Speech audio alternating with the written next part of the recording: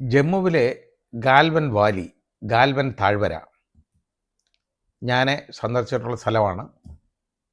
സുന്ദരമായ പ്രദേശം, പ്രത്യേക ഒരു കാലാവസ്ഥ. നമുക്ക് ഇവിടെ വലിയ ഈ വെജിറ്റേഷനൊന്നും കാണാനില്ലെങ്കിൽ പോലും അവിടുത്തെ കുന്നുകളുമൊക്കെ വളരെ വളരെ കാണാൻ അത്രത്തോളം ആകർഷകമാണ്. അതുപോലെ തന്നെ പാങ്കോങ് ലേക്ക്, അതിൽ എനിക്ക് പോകാൻ പറ്റിയില്ല. കാരണം പാങ്കോങ് ലേക്കിൽ അങ്ങോട്ട് പോകുമ്പോൾ അവിടെ ഓക്സിജൻ സിലിണ്ടർ കൊണ്ടുപോകണം. അല്ലാതെ തന്നെ അവിടെ ഓക്സിജൻ വളരെ കുറവായിരുന്നു. എനിക്ക് ആ ബുദ്ധിമുട്ടുകൾ ഉണ്ടായിരുന്നത് കൊണ്ട് ഞാനത് ദൂരെ നിന്ന് കണ്ടതേ ഉള്ളൂ. ഞാൻ പിന്നെ അങ്ങോട്ട് പോയില്ല, പകുതി വഴി പോയിട്ട് തിരികെ വന്നു. അപ്പോൾ ഈ ഗാൽവൻ താഴ്വരയിൽ ഉള്ള പ്രശ്നം എന്ന് പറഞ്ഞാൽ അത് ചൈനീസ് ബോർഡറുമായിട്ട് ചേർന്നതാണ്, അതിർത്തി പങ്കിടുന്ന സ്ഥലമാണ്. അവിടെ നിന്ന് ചൈനീസ് ടാങ്കുകൾ 4 ടാങ്കുകൾ ചൈനക്കാരുടേത് നമ്മുടെ ഈ ഇന്ത്യൻ ഭൂപ്രദേശത്തേക്ക് അതിക്രമിച്ച് കയറി 2023 കയറി. ആ വിവരം ഉടനെ കിട്ടിയപ്പോൾ അന്ന്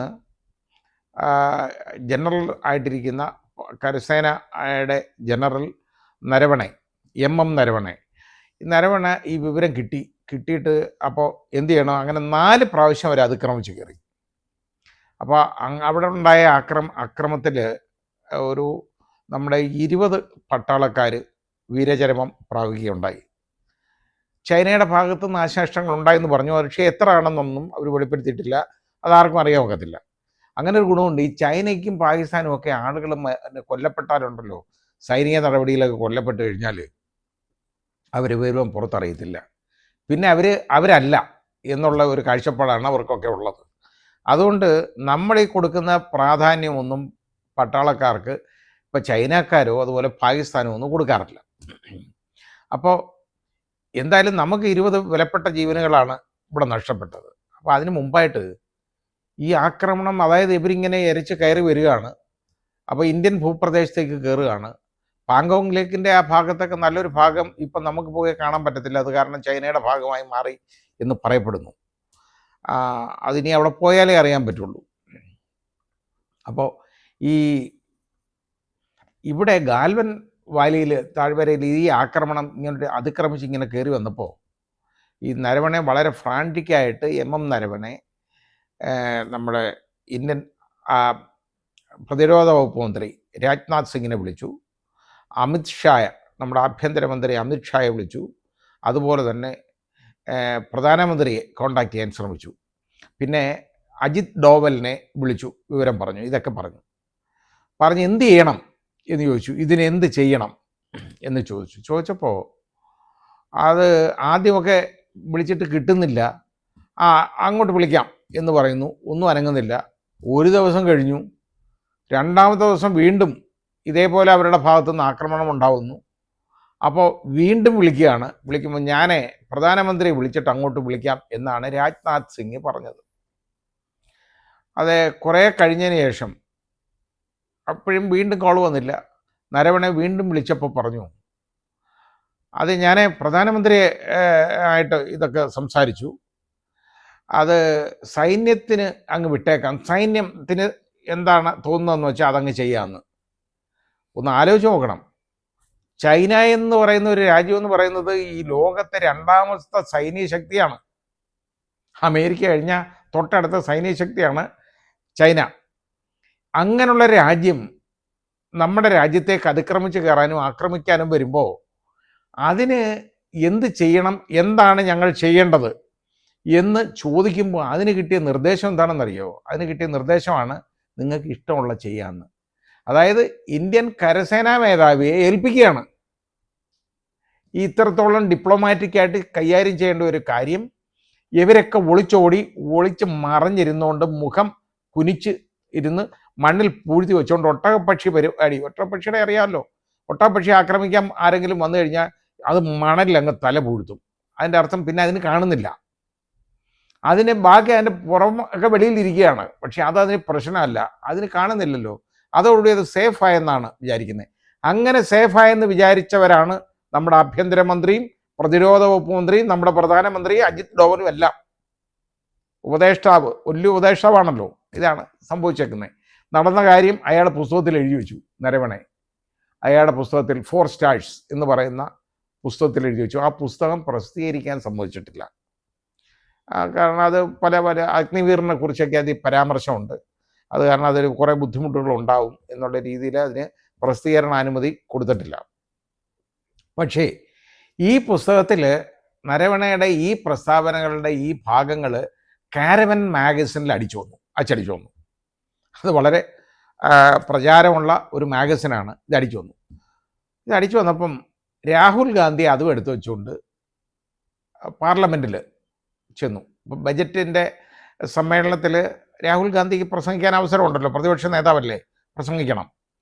ബജറ്റിനെ അനുകൂലിച്ചുകൊണ്ടോ എതിർത്തുകൊണ്ടോ അദ്ദേഹം സംസാരിക്കണം. അദ്ദേഹം ഉടനെ പറഞ്ഞു, അതായത് നന്ദി പ്രമേയമാണ്, പ്രസിഡൻറ്റ് പറഞ്ഞു നമ്മുടെ അങ്ങനെയാണ്, നമ്മുടെ ഇത് ഈ ഡിഫൻസ് ഇങ്ങനെയാണ്, മറ്റേതാണ്, മറിച്ചാണെന്നൊക്കെ ഉള്ള വലിയ വീമ്പിളക്കിയിട്ടുണ്ട്. അത് ഇവരെഴുതി കൊടുക്കുന്നതാണല്ലോ പറയുന്നത്, പറഞ്ഞു. അപ്പോൾ അതിന് മറുപടി പറയുമ്പോൾ ഇത് പറയാമല്ലോ, കാരണം ഇങ്ങനൊരു സംഭവം ഉണ്ടായിട്ടുണ്ട്.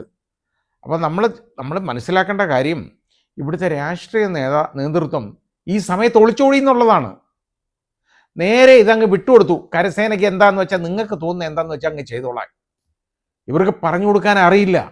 ഇങ്ങനെ അറിയാത്തവന്മാരാണോ നമ്മളെ ഭരിക്കേണ്ടത്, നമ്മുടെ രാജ്യം ഭരിക്കേണ്ടത്? അത് ചിന്തിക്കണം. ഈ വിവരം ഇത് ചോദിക്കാനായിട്ട് രാഹുൽ ഗാന്ധി ഇതിനെക്കുറിച്ച് പരാമർശിക്കുമ്പോഴെല്ലാം അത് പുസ്തകം പ്രസിദ്ധീകരിച്ചിട്ടില്ലാത്തതുകൊണ്ട് അത് പറയാൻ പാടില്ലെന്നായി.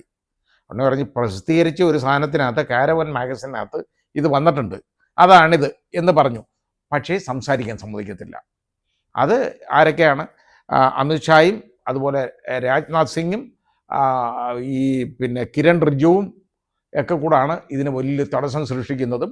ബാക്കി അതിന് BJP-ക്കാരിരുന്ന് കൈയടിച്ച് ബഹളം ഉണ്ടാക്കി ശരിയാക്കി മിണ്ടാൻ വയ്യാതാക്കുക, സംസാരിക്കാൻ വയ്യാതാക്കുക.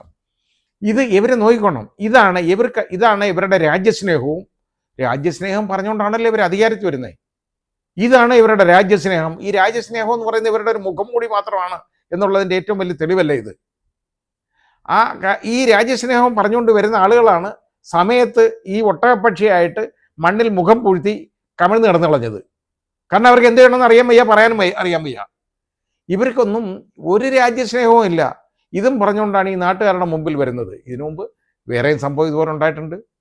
പുൽവാമയിലെ ആ സംഭവത്തെക്കുറിച്ച് അന്ന് അവിടെ കാശ്മീർ ഗവർണറായിരുന്ന ആൾ വിളിച്ചു പറഞ്ഞില്ലേ? അത് എവിടെ തന്നെ ആളായിരുന്നല്ലോ, അയാളും RSSകാരനായ BJP-കാരനായിരുന്നു. അയാൾ വിളിച്ചു പറഞ്ഞായിരുന്നല്ലോ. എന്നിട്ട് എന്തുണ്ടായി? ഈ സംഭവം ഉണ്ടായത് പറഞ്ഞു, ഇങ്ങനെ ഇതിനെക്കുറിച്ച് ഇങ്ങനെ ഉണ്ടാവരുത്, ഇങ്ങനെ കൊണ്ടുവരുന്നതൊക്കെ അയാൾ പറഞ്ഞിട്ട് കേട്ടില്ല, കൊണ്ടുപോയി. അപ്പോൾ പറഞ്ഞു ഇത് പറഞ്ഞിട്ട് കേൾക്കാതെ കൊണ്ടുപോയത് കൊണ്ടാണെന്ന് പറഞ്ഞപ്പം അയാൾ വായടച്ച് മിണ്ടാതിരിക്കാനാണ് അയാളുടെ അടുത്ത് പ്രധാനമന്ത്രി പറഞ്ഞത്, മിണ്ടരുതെന്ന്. കാരണം ലോകം അറിയണ്ട, ഇത് പുറത്തറിയണ്ട. ഏറ്റവും വലിയ സുരക്ഷാ വീഴ്ച ഉണ്ടായ കാര്യം ചൂണ്ടിക്കാണിച്ചപ്പോൾ അത് പുറത്ത് പറയണ്ട എന്നാണ് അയാൾക്ക് കിട്ടിയ നിർദ്ദേശം. അയാളത് വിളിച്ചു പറഞ്ഞല്ലോ, ധൈര്യസമേതം അയാൾ വിളിച്ചു പറഞ്ഞു. ഞാൻ അഭിനന്ദിക്കുകയാണ് അങ്ങനെ. പക്ഷെ ഇവിടെ സംഭവിച്ച കാര്യം ഇപ്പം ഇത് പുറത്ത് പറയാൻ സമ്മതിക്കരുതില്ല. ഇങ്ങനൊരു സംഭവം ഉണ്ടായി. ഏറ്റവും വലിയ നമ്മുടെ രാജ്യം അഭിമുഖീകരിക്കുന്ന ഇരുന്ന ഏറ്റവും വലിയൊരു പ്രശ്നമാണത്. അത് നിങ്ങളങ്ങ് പരിഹരിച്ചോ എങ്ങനെയാണെന്ന് വെച്ചാൽ, അതായത് നമ്മുടെ നാടിൻ്റെ സുരക്ഷ മുഴുവനായിട്ട് നമ്മുടെ കരസേനാ മേധാവി അങ്ങ് ഏൽപ്പിക്കുകയാണ്. അല്ലാതെ രാഷ്ട്രീയ നേതൃത്വത്തിന് പ്രധാനമന്ത്രിക്കോ പ്രതിരോധ വകുപ്പ് മന്ത്രിക്കോ നമ്മുടെ ആഭ്യന്തരമന്ത്രിക്കോ ഒന്നും പറയാനുള്ളത് ഏൽപ്പിക്കുകയാണ്. അവസാനം ഈ ആദ്യം ചർച്ച വന്നപ്പോൾ എന്തോന്നറിയാം, അതോടുകൂടി ഉച്ചയായപ്പോഴത്തേക്ക് പ്രധാനമന്ത്രിയും ആഭ്യന്തരമന്ത്രി മുങ്ങി. വരത്തില്ല, പിന്നെ ഇങ്ങോട്ട് വരാൻ പറ്റത്തില്ല. രാജ്നാഥ് സിംഗ് ആണെങ്കിൽ വിരളി പിടിച്ച് ആകപ്പാടി വെപ്രാളപ്പെടുകയാണ്. കാരണം നാണക്കേട് പുറത്തറിയുമ്പോൾ. ഇതാണ് പ്രശ്നം. ഇവർ ചെയ്താൽ കുഴപ്പമൊന്നുമില്ല, ഇവർക്ക് നാണക്കേടാണ് ഇവരുടെ പ്രശ്നം. അതുകൊണ്ട് രാഹുൽ ഗാന്ധി പ്രസംഗിക്കാൻ സമ്മതിക്കത്തില്ല. അതാണ് സംഭവിച്ചേക്കുന്നത്. അയാൾ പാർലമെൻറ്റിൽ പ്രസംഗിക്കാൻ സമ്മതിക്കത്തില്ല. കാരണം ഇത് വിളിച്ചു പറയുമല്ലോ. അയാൾ സത്യസന്ധമായ കാര്യങ്ങൾ വിളിച്ചു പറയുകയാണ്. ഇതിന് മറുപടി പറയട്ടെ ഇവരാദ്യം, ഇങ്ങനെ സംഭവം ഉണ്ടായോ ഇല്ലയോ എന്ന്.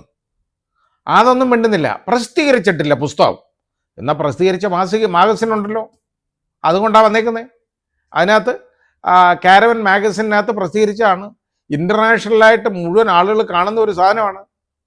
ഈ നാണക്കേട് ഉണ്ടാക്കുക എന്ന് പറഞ്ഞാൽ ഒന്ന് ആലോചിച്ച് നോക്കിക്കോളൂ. ഇതാണോ ഇവരുടെ രാജ്യസ്നേഹം? വലിയ രാജ്യസ്നേഹം തന്നെയാണ്, നമ്മൾ തിരിച്ചറിയണം. ഇതാണ് ഇവരുടെ രാജ്യസ്നേഹം. ഇതുപോലെ ഇനി എത്ര സംഭവങ്ങൾ പുറത്തേക്ക് വരാനുണ്ട്. പക്ഷേ പുറത്തേക്ക് വരാൻ പറ്റത്തില്ലല്ലോ. കാരണം പറയുന്നവൻ്റെ വായടയ്ക്കാൻ ശ്രമിക്കും. അത് സത്യമാണോ അല്ലയോ എന്നുള്ളതല്ല പ്രശ്നം.